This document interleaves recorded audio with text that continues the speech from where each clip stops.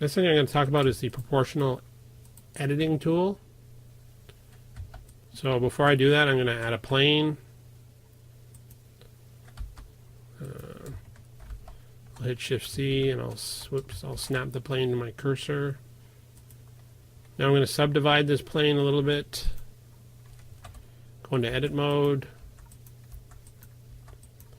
Okay, so now the proportional editing tool allows you to make all kinds of really smooth bumps and, well, let me just show it to you.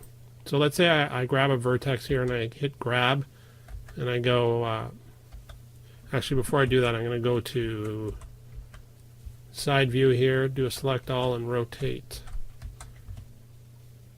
90 degrees. Now that when I go into view 1, I sort of have a nice flat,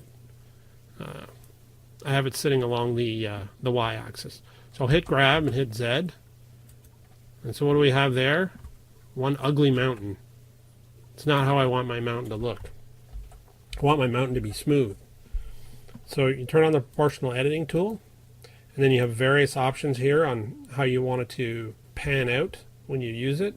So now I'm going to hit G to grab, and you'll see a big arrow on the screen. You can make that arrow big or small using your mouse wheel. And so I'll hit Z along the Z axis and see what happens when I do that. If I hit escape and switch this to, say, smooth,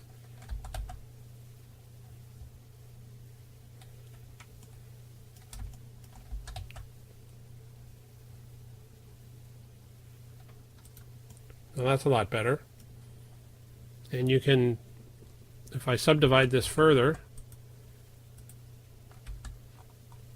I can make bumps within bumps. You can change it to whatever you like. Sharp for more pointed peaks. Linear. Not sure how much different that is than that one. But anyway, you get the point. And it's really good for, like I said, making, mountains or anything really. If you have anything at all that has a dip or a divot or anything in it and you want to do it nice and smooth, this is the way to do it. Actually, let me smooth that out so it doesn't look terribly bad. You see, that looks pretty good. You would probably want to subdivide that. I most often use this when I'm making something organic or even something with nice lines like a car, but I admit I don't use it all that often, but there are situations that come up that you need it, and it's definitely the best way to go. It's a lot easier than, trying to pick one vertices. Here, I'll disable it for a second. And then grabbing it along the Z axis. Oops. Actually, to enable it and disable it is O. The hotkey is O.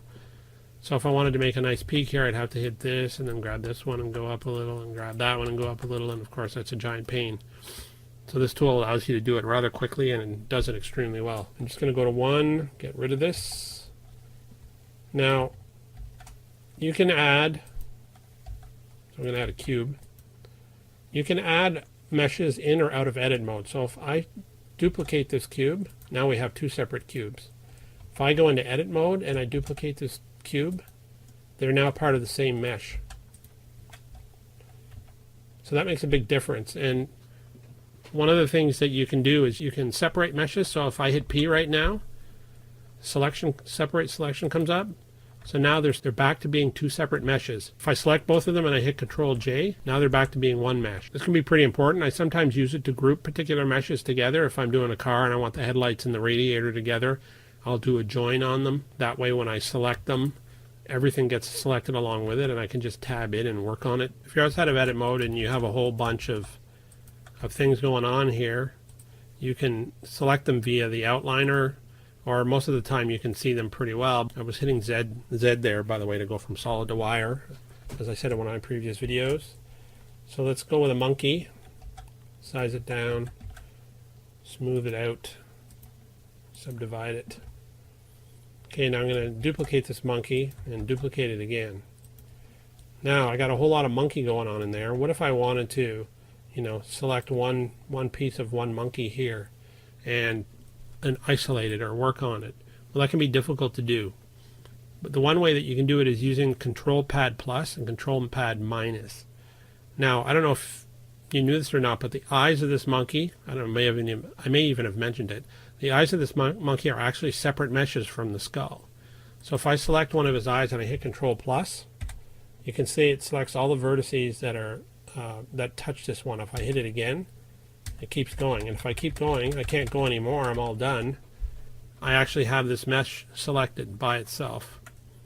So when you're in a complicated mesh like this, if you know the meshes themselves are not attached to each other and you want to select something in particular, just keep hitting Control plus, and eventually you will select just anything attached to that one vertices that you initially selected. And that's the way that you can sort of get around doing all, get around selecting things. It also comes in handy when, say I want to just work on just this part of the eye. I can select the centerpiece and then just grab whatever I need, hitting Control plus, and then I could work on that individually. So now you're thinking to yourself, well, that's fine, but it's still in this giant jumbled mess. And you'd be right. And then you're probably thinking, wouldn't it be cool to hide everything else around it? And you'd also be right. So if I go to select and I hit inverse, now everything except the eye is selected. Now you can just hit H and it'll hide everything that currently is selected. And there's our eye. We can do whatever we want with it, manipulate it, doesn't matter.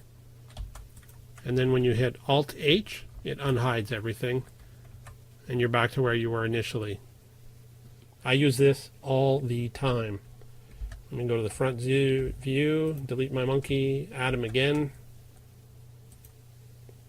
So let's say I wanted to just work on the monkey's chin.